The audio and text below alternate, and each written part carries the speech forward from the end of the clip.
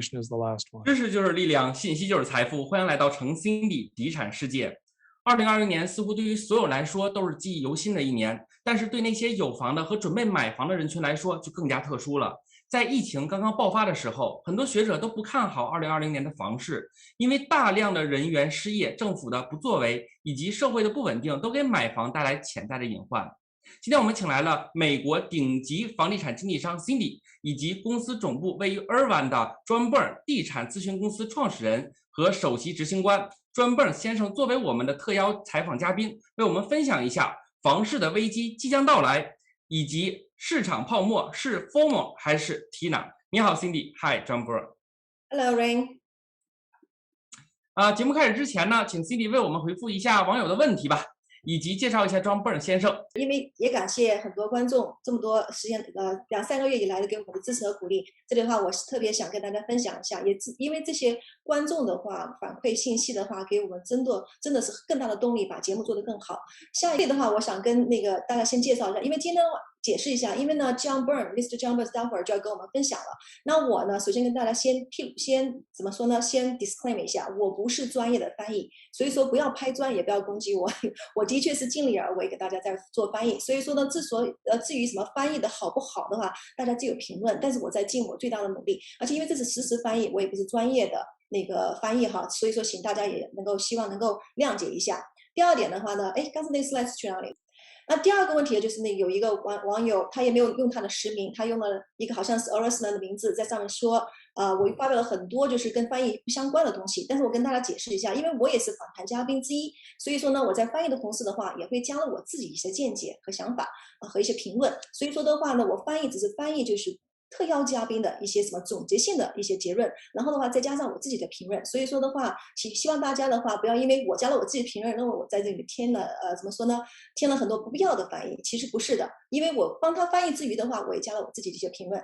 那最后一个的话是，其中有一个观众的话说是我们可以把字幕打出来，我也跟大家先解释一下，因为我们这个的话都是 speaking of cup， 我们没有提前写好的 script 或文本，所以说不可能提前可以打出来，大家都是随性发挥的 ，OK？ 那就是跟大家先讲明这3点，所以说有什么地方如果翻译的不对的话，也请大家指正，谢谢。好，之后我想请 Cindy 先帮忙介绍一下 Mr. Burn 先生吧。好的，没问题。来。Mr. Burn 的话，那个 bio 能不能拿一下出来？对 ，Mr. Burn 呢和 Mr. Burns， 他是我一个好朋友 Tom 的20多年的朋友，所以呢，我也跟他有过合作的机会。我在 Downtown 洛杉矶的那个项目，就是跟Mr. John Burns 合作，他们公司合作的项目。他的这个背景呢，因为时间的原因的话，我就不会讲太多了。大家有空的话呢，可以看看这个他的简历。但是我要跟大家提出来的一点就是，他的话呢，在 Amazon 有一本书，大家有兴趣的话可以看一看，是。Big shifts ahead 就是大转变 ，Big shifts ahead。然后他还在那个 LinkedIn 上面的话有很多的就是怎么说呢，粉丝吧。同时的话，他有他的什么 newsletter， 有他的就是经常会发一些，应该是每周我都会收到他的 newsletter， 大家有兴趣也可以看一看，有很多很好的干货。接下来的话呢，我们就请 John Burns 给我们大家来讲讲这个今年的市场。来，我们有请 Mr. Burn 先生给我们带来了一些信息。首先我跟大家翻译一下他的这个 cover sheet， 他就说的话，在2021年，他这个是我们进入了房地产周期的一个阶段，什么阶段呢？就是高风险高回报的阶段。John, take away. Go to next slide. Okay. So I thought I put some slides together here to walk you through the data as we see it. And I know one of the questions is what's going to happen to home prices. We surveyed 225 of our clients who are experts in the housing market, and 73% do not believe that home prices will fall compared to prices last month. 这个总结性来讲的话，就是说这个房价的话呢，就是说73%的人不认为它会比4月份的房价会低。所以也就是说的话，大家还是对这个房市的那个价钱，房市市场还是非常的乐观的。And so then we asked them, well, how much higher can prices go before you think they will fall? And about 67% of them thought that prices would have to increase 20% or more for them to be unsustainable. 这个总结这样的意思就是说，有67%的人的话会认为，就是说这个房价还会再涨20%，甚至更高，以后的话才有可能会下来，会下跌。So we think there are three reasons prices and rents are surging right now. One is there was a huge savings boost in America that I'll talk about in a minute. Two was that there's huge resident demand for more housing. And number three is there's huge investor demand that we're going to talk about as well. 他说主要有3个原因，就产生这个房价和租金的话往上涨的原因的话，主要有三个。第一个就是它的什么，就它的存款量，大家往上增，像这个我们在之前的节目的话，我们也说到。然后的话就是投资者的话，那个需求量也很高。另外呢，就是大家自住者的买房的需求也非常高。这3个点的话呢，待会儿这样会跟大家细说。And so our federal chairman, Powell, who controls interest rates in this country, made some very interesting statements that I thought would be very helpful to you. In America, they essentially replaced everybody's income by sending them the income they lost during the pandemic. And what we're seeing now is that the economy is recovering due to widespread vaccination, strong fiscal support, and strong monetary support from the government. And third, he feels like, and we agree, that we're at a place where the economy and job creation is about to start growing quickly. 这个的话就是这样的话，引用了就是联储局主席 Powell 的一些截段吧，就是他或者是发表的演讲一些截取的一些部分。那总结来说的话，就是他说这个经济的话是在复苏阶段，而且的话大家的话工作就回到岗位上也是非常快的。另外的话就是政府的话呢，就是发放了很多救济金，基本上是 replace， 就是说取代了那些大家失业而失去的收入。So the federal government here did a number of things. They passed something called the CARES Act, which was $2.2 trillion for consumers and businesses. Then they passed an extension to it, which was another $0.9 trillion. Then they did the American Rescue Plan, which was another $1.9 trillion. And now they've got 2 more programs, the American Jobs Plan and another infrastructure bill. They're talking about dumping $10 trillion into the economy to help the economy grow. 那就政府的话，因为大家知道，自从疫情以来的话呢，政府的确是干预了很多，不管是从 monetary 还是 fiscal 的 policy 政策来说的话，都对经济起了很大的推动作用。那就是说，它总共算起来的话，加起来，还有在已经发放的钱，还有准备要放的那些 program 或者 plan 的话，总共有10个兆亿。So here's what happened in America. So personal income actually rose last year by $1.3 trillion due to the stimulus. And I'm showing you the components here to add up to $1.3 trillion in more income. 这个 slide 的意思就是说，那个政府的刺激经济刺激的话，给民众的话带来1.3个兆亿的个人收入。And then people started spending less too. So there's some categories of spending that grow, but they spent $711 billion less on services. $600 billion in less spending results in this, which is $1.9 trillion in more savings that consumers have. 也就是说，大家钱收入多了，虽然没有上班，但收的钱从政府来的钱多了，然后然后花出去的钱少了。就是很多服务行业的话，特别是服务业，就是他很少花钱的话，那这样大家的话手上就有很多的什么 saving 储蓄和存款。So if you add that up, that's $1.9 trillion in savings. We have about 129 million households. That's $15,000 in additional money that the typical American household has. 1.92兆亿的存款，然后除以现在在美国算起来有129个 million 的那个家庭，那每个家庭的话大概有15000的那个 saving， 平均来说。And I should add here, Cindy, that in America, you only need to make about a 5% down payment of cash to buy a house. So this is significant. Right， 他说他要强调一下，就是说，在美国的话，有些你买房的话，你可能只要付5%的首款就可以买房，所以这个15000的存款的话，其实是还是很重要的，或者是比较大的一个数字。And America is rolling out the vaccinations very, very quickly. 45% of Americans have already received at least one shot, and we're on pace to get to herd immunity in about 5 or 6 months. So by the end of the year, pretty much, right? Yes. 所以到现在的话，应该是到目前为止，45%的人的话，至少已经打了第一针的防疫针。然后到年底的话，预计所有的人的话都应该，除了16岁以下的没有打哈，他基本上应该是到年底都会全部打完2个疫苗吧，应该是防疫针，那不是防疫针，应该是疫苗。那这样的话呢，就到年底基本上这一方面的话就可以 back on normal， 也就是说会重新回到正常状态，不会说100%，但应该差不多。So investor activity is growing and has a big impact because investors react more quickly than owner occupants. So what I'm showing you here was the growth in owner occupants, real home buyers prior to the pandemic, and then this is investors, I'm sorry. So this is the growth in investor activity prior to the pandemic, and then this is what happened to investor activity after the pandemic, and I don't have this year's data yet. What about the owner-occupied closing? Yeah, I'll do that. Okay, I'll do that too. And then I'm going to fix my lighting while you're talking. So this is the owner-occupied closing before the pandemic, and then now the demand right now is being driven primarily by home buyers, but there's more investors as well. I see. Okay. Let me see if how can I translate this?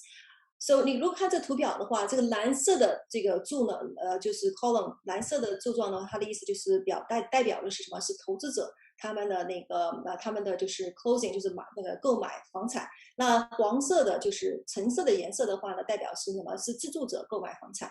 你可以看从去年的2020年的第2个季度，它那个什么就是投资者的话对那个市场反应是非常迅速的，不管是下还是上，它反应非常迅速。你看它那个去年第2季度的话，它一下就收得非常快，因为它跌了，应该就是负数30%。然后的话，到了今年的话，到了2021年第1个季度的话，或者是2020年的第4个季度，你可以看那个投资者的话，它放的也很快，也就是它的反应速度比那么自住者的话要反应的快，就是不管是买还是卖，它都反应的非常快。那这里你可以看的话，就不管是那个自住者还是投资者的话，他们两样的话就是都非常的 strong， 也就是他们的需求是非常高的。So one of the most popular investments in America right now is to buy homes and rent them out. And this is a quote from one of the CEOs of the largest companies that does that. Single-family rental demand is stronger than we've ever seen before, and there's a lot of money coming in to buy homes and rent them out, not only because there's a lot of demand, but it's a good hedge against inflation, which people are worried about inflation. Right. Absolutely. So you're saying that from this slide means that the investor is also buying single-family residence as a rental property. Yes. OK， 所以这个的话就是这家公司的那个 David 他 CEO 他有说现在就是说他们公司呢主要就是做那个独立别墅或单户的那个购买和投资，然后再出租。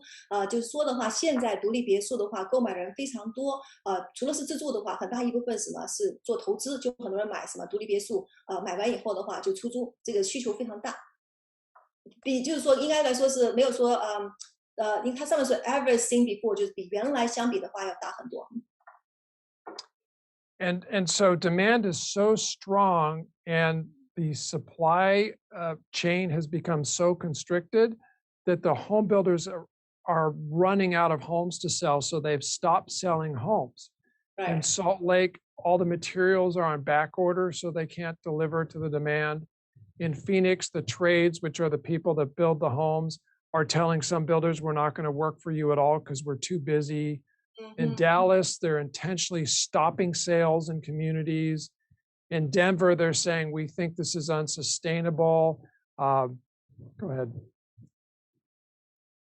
OK，so 他这意思就是说呢，很多开发商或建商的话呢，他们现在都不打算就是等于终止，基本上终止出售物业主要是什么原因呢？就是因为它一个是建材短缺，然后还有一个建材的话价格非常高。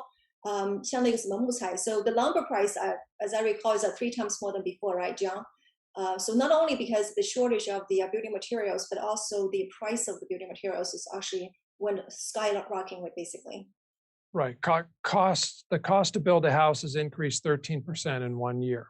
Right. 也就是说的话呢，就是开发商和建商他们建房的成本比以前的话要上调了13%，所以你看到很多新房的话，它的价格也在往上调。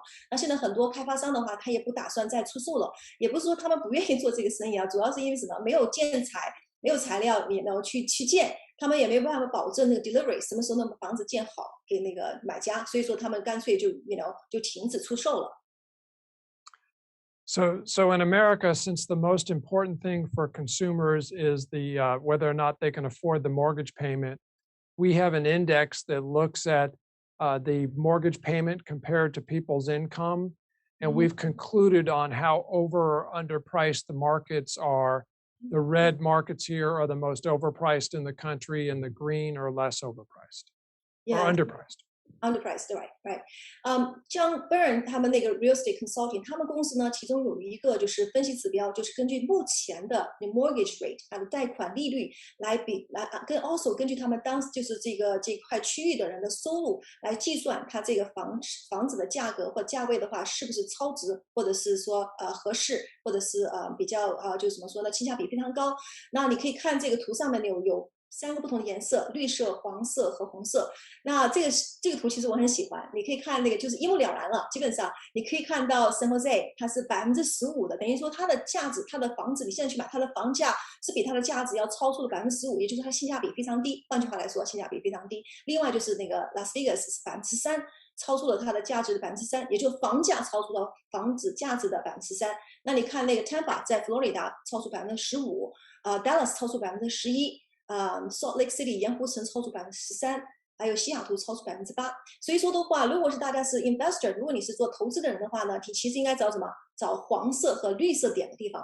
也就是说，如果你要买房，你可以看 Orange County， 像我们 Orange County 价格是非常 fairly valued， 什么意思呢？就是说它的价格跟它的房价跟它价值是相匹配的。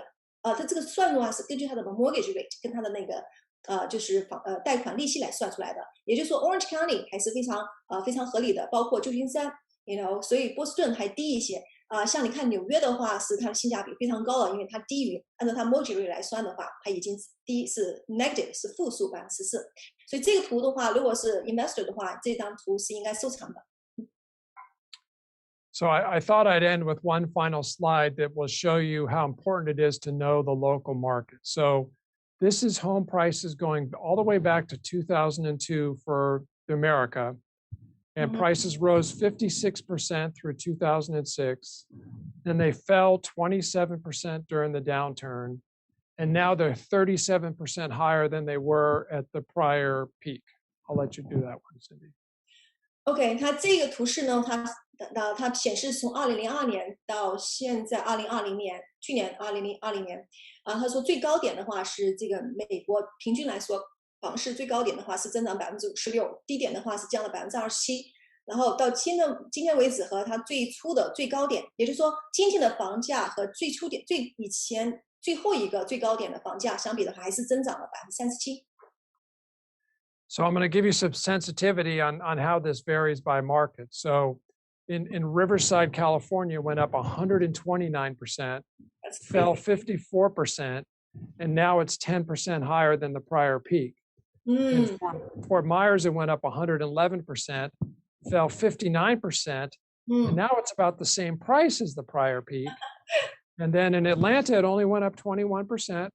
But it really fell hard in Atlanta, down 33%, because there was a lot of subprime mortgages there.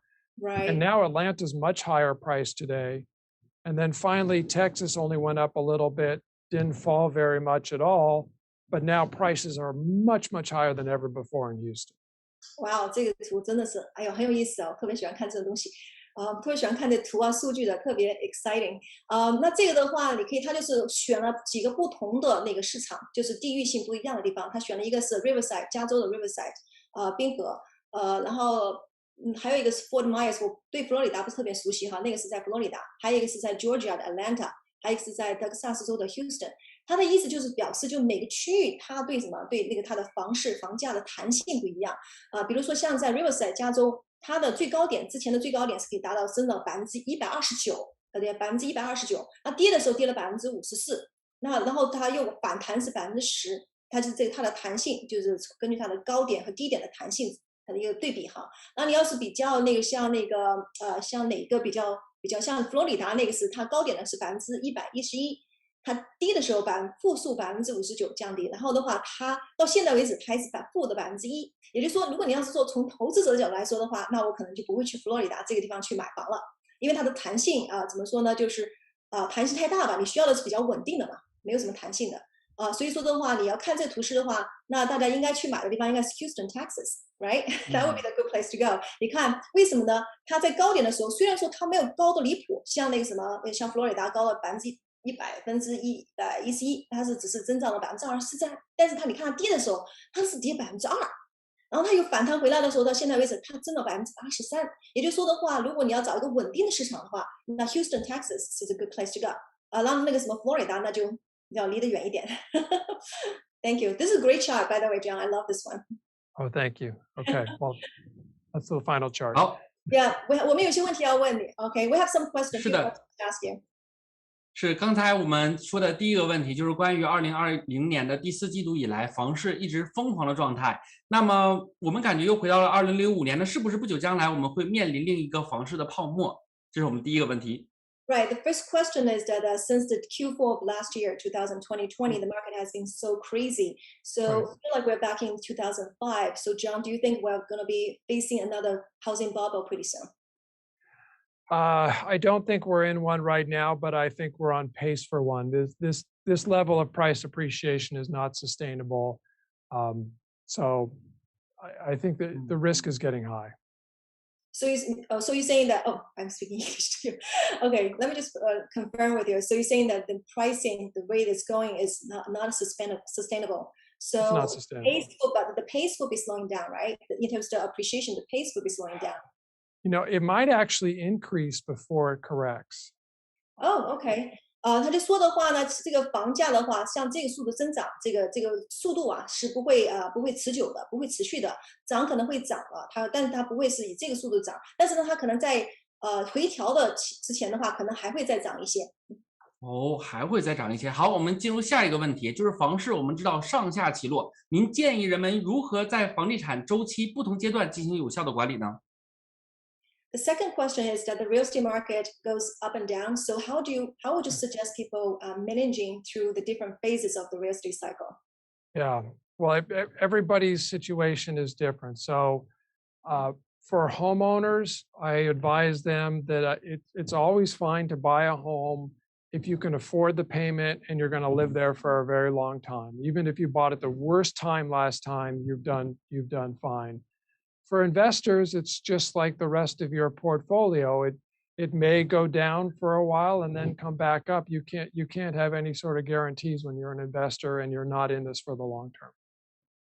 Right. Okay. So 这样的意思就是说的话，他那个答案其实可能不一定是完全是标准的，因为每个人的情况不一样。但是他说的话呢，就是如果你是长期持有的话，这个风险是非常低的。如果是说作为投资者的话，如果你持有时间比较短，那可能风险就更高一些。So would you say, John, for these the best way to manage it is probably just get like 30-year mortgage, right? Yes, 30-year absolutely. amortization, right? And then also at the same time, what's the other things you would recommend besides the 30-year mortgage? Well, if you're an investor and you can rent the home out for more than your mortgage payment, you should be fine.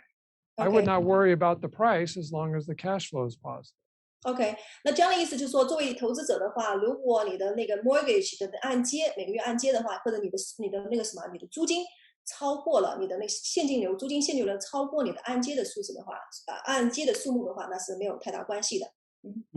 明白了。好，我们进入下一个问题。对，OK，Anyway。就是我们知道啊，自住房和投资房现在目前的需求都特别强，在哪个点您会建议大家对于美国房市保持谨慎的态度呢？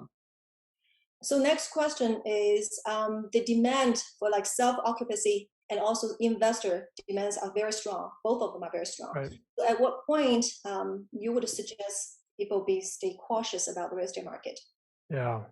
What we're paying the most attention to is whether the consumer can still afford the mortgage payment. And right now they can. So, but that can change quickly. Interest rates can go up quickly, and that can change very quickly. So I would pay the most attention to interest rates and job growth. OK， 他说的话，现在目前来看的话，因为利息比较低，相对来说大家都能够 manage， 都能够控制哈。但是如果是说他说如果是长远来说的话，还是希望能够大家就是把更多的关注是什么？那个利率，就是 interest rate。What's the other one? I missed it. The second one. Job growth. Job growth. Yeah. 所以他就说那个就是这个怎么翻译啊？我忘了。Job growth 应该是就是说就业率吧，应该是就业率 ，right？So job growth 是就业率，就是关注利息上调和就业率增长。明白。好，我们最后一个问题啊，问一下您，就是您认为人们之所以争先恐后进入这个竞价大战，是因为错失良机害怕，还是说是真的别无选择了呢？ The last question is that so people just all the buyers or investors out there, they are battling into the bidding war. Is this because this is caused by the FOMO, which is the fear of missing out, or the TINA, which is there is no alternative? Yeah, so for home buyers, I think it's fear of missing out because they don't want to miss out on a very, very low interest rate. For investors, it's all about TINA because stocks are expensive, bonds are expensive, everything in the world seems to be expensive. Right. And housing looks like a great alternative, particularly if you can rent it out more than the expenses. Right. So so the last question you mentioned, okay, I missed this part, one last part. So for the last question, can you repeat it one more time, John? So you're saying that the homeowner, okay, I think Yeah, so the homeowner has FOMO. The homeowner has FOMO. I believe the investor is TINA, right? The investor is TINA, exactly. Okay, so 他的意思呢，就是这样的意思，就是说自住的话，就是买房子自己住的人，他是有这个就是担心自己就是错失良机，主要是因为利息比较低。那如果是说作为投资者的话呢，他就认为没有其他的没有更多更好的选择，比如说就是说他说好像提到了股票非常贵，然后就是说 expensive， 像那个什么 Amazon 来 Tesla 都非常贵，然后还有一个就是提到the other one 就是 the bonds are also very expensive too, right？ 那还有其他的房地产在其他各个国家的话也风险比较大，所以说美国的房地产可以认为说是一个比较安全的，而且的话回报率也比较稳健的一个投资，所以说说对投资者来说的话 ，TINA 就是它的一个主要的原因，就是因为没有什么其他的更好的选择。而且 John 之前也提到了一个，我应该是漏掉翻译了，是那个房地产的确是一个什么可以预防就是说通胀的一个最好的那个方式。好，很感谢啊 John 的专业的解析啊，非常到位。那现在请问一下 Cindy， 这周有没有什么市下房源可以跟大家分享的？ Yeah, 我们 Thank you, John. I think well said. Thank you. All right, enjoy dinner. Thank you. Bye. 来，我们有请 Cindy。谢谢 Rain。我这一周的话，我有3个未上市房准备要上市了，可以跟大家分享。没有上市了，我们看一下这个未上市房源，好吧？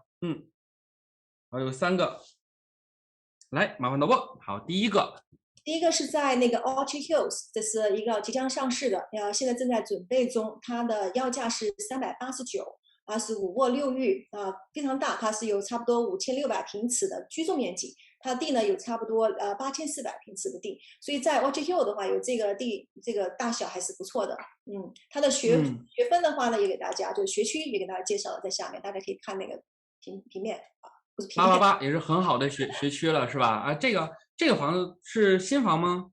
新房，我不是新房，主人在里面住了没多久，应该是差不多1年左右，不到吧，因为他们其实是我在新港的邻居，然后搬到尔板 Orchard Hill 去，然后去了 Orchard Hill 的话，觉得因为那边他朋友比较少，他其实主要是住在新港，在我们这边的朋友还是比较多，所以他还是想搬回来，所以说才要卖房，并不是其他原因，主要是这边朋友太多的话，他觉得有点怎么说呢，比较更方便吧。明白，好，感谢 Cindy 的第一个市下房源。好，第二个也是位于尔湾的高档，对，这个门港的特区，对，第二个是位于那个 Altair 那个门港社区，这两个都是那个24小时门港社区。这个在 Altair，它要价是226.8万，它的话也是5间卧室，非常少。这个户型的话，大部分都是4间卧室，不是大部分，都是4间卧室。那这个是因为业主拿了那个 permit 去改建了，所以就5间卧室。有6个卫浴，它的面积是4200，应该4250不到吧。然后它的地有大概5400平尺，学区也不错，而且这个898，对，是的。好，我们看第3个市下房源。这个对，现在还没有上市，但是下个星期要上市了。它是在那个 Shady Canyon 旁边的 Turtle Rock 那个小区，它的要价是81.5万，它是2间卧室3个卫浴。它面积是1610，然后它下面那个 garage 呢，还有一个那个有 storage unit， 就是那个储藏间，那个是没有算进面积去的，这个是之前的业主特意加出来的。它的学区是这3个物业里面最高的，也是非常不错的学区。是的，感谢 Cindy 啊，给我们带来3个市下房源，分别是这个380多万的、200多万的，还有80多万的，分为3个档啊，都是在尔湾特别好的学区，对吧？这个888、898和899，如果说感兴趣的朋友可以去联系一下 Cindy 啊。当然，同样很感谢啊各位忠实观众的观看，欢迎你们在我们的华人网号视频和 Cindy 的地产世界视频下方点赞、分享和留言、转发，也欢迎订阅我们的地产世界频道，以便可以收到我们的更新的通知。也同时啊，可以联系我们，让我们知道你们有兴趣的房地产话题。如果说大家感兴趣的话，包含这个市下房源这3款的话，或者是你有其他的关于房地产知识这些问题的话，那也可以扫一下我们右下角二维码联系一下 Cindy。好，感谢 Cindy。那同样呢，感谢各位观众朋友，那我们下期节目再会，拜拜。谢谢，拜拜。